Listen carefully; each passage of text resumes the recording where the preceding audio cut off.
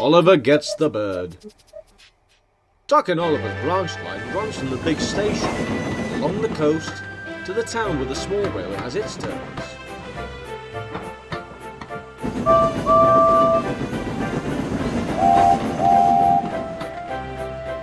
One day whilst waiting there, Oliver noticed a cage hanging outside the station master's house.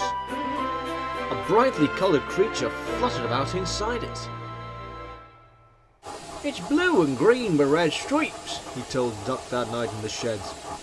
"It's got a yellow painted nose and a sort of funnel thing on top. They say," he added doubtfully, "that it talks." "Talks?" scoffed Duck. "If it talks, why doesn't it have to come out of its cage then?" "It's a parrot," laughed the driver. "Some parrots can talk, you know. It belongs to the station master's father. The old man was a sailor. He brought him back from foreign parts." The parrot's name was Cookie.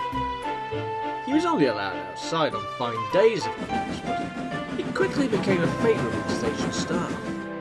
Duck and Oliver listened carefully whenever they could, but they never heard him speak.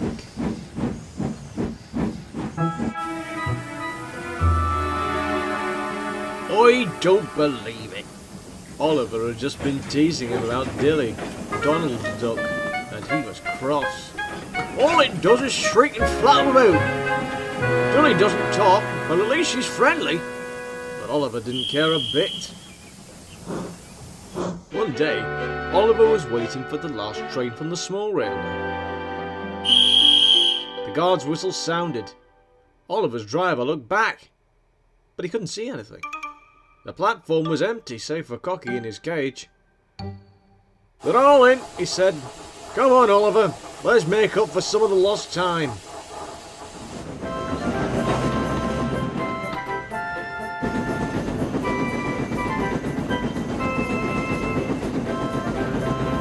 They had a good run, but when they reached the big station, the guard came to see them. He looked very cross indeed.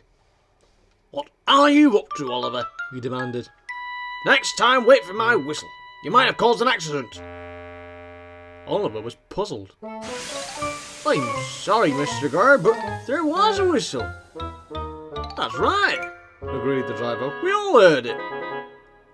The guard stared blankly at them. He was as confused as they were. "But I was in my van stacking some boxes." A big grin spread across the fireman's face. Then he laughed and laughed. "Cocky!" he exclaimed.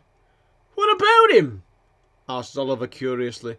"He must have learned how to copy the sound of the guard's whistle." Ho ho ho!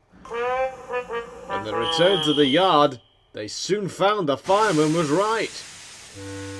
"Well, well," chuckled Duck when he heard. "Fancy being fooled by a bird, eh, Oliver? I guess that makes us quits, don't you?" Oliver humbly agreed.